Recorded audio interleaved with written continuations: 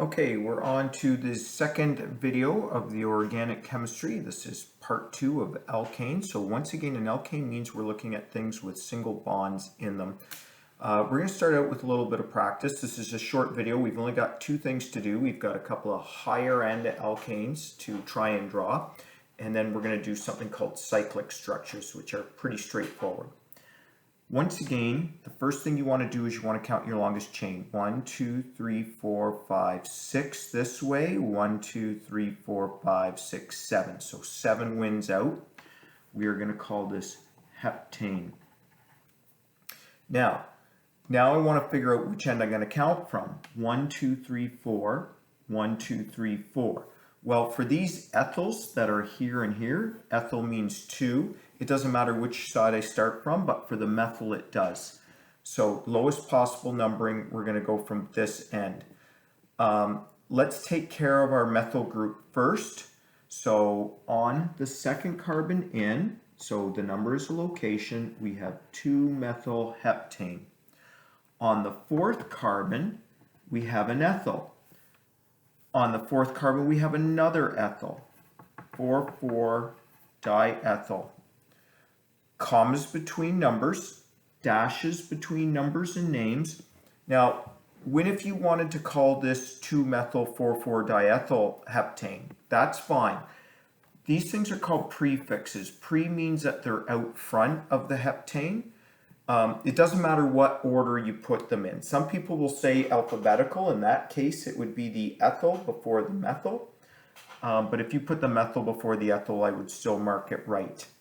So we have a methyl on the second carbon. We've got an ethyl on the fourth. We got another ethyl on the fourth. That's 2 of them. That's diethyl. Okay, 1, 2, 3, 4, 5, 6. We have a hexane. We have 3 methyls. 1, 2, 3. Now, part of the reason I did this was it doesn't matter if they're facing up or down. What you have to realize is that these molecules can spin. So 1 second they might be up, 1 minute they might be down. So where are these methyls? They're on the 2, 3, and 4 carbon. And if you have 3 of something, that's trimethylhexane. Remember, there's no space between the methyl and the hexane. It all blurs together as one word. Commas between numbers, dashes between numbers and names. Let's take a look at some cyclic structures. So if something is cyclic, what you do is you count the number of carbons, and I've just put dots in instead of carbons. So it's 3, so that's prop. So all you do is you say cyclopropane. If something doesn't have a beginning and an end, then what you do is you call it a cyclic structure. So 1, 2, 3, 4, 5. I didn't draw carbons. I just did changes of direction. And I'll put dots there. So that's cyclopentane. Now, it's got some side branches. What kind of side branches does it have? It has methyls. How do you number something that's cyclic? Where's the beginning and where's the end? Pick lowest possible numbering. So, in other words, find one of your groups. There's 1. We would call this 2, and we would call this 3. It's important that we go in this direction because that's lowest possible numbering. If we went in this direction, it would be 1, 2, 3, 4. 1 and 3 is lower than 1 and 4. 1 plus 4 would be 5. 1 plus 3 would be 4. Folks, always go in the direction that gives you lowest possible numbering.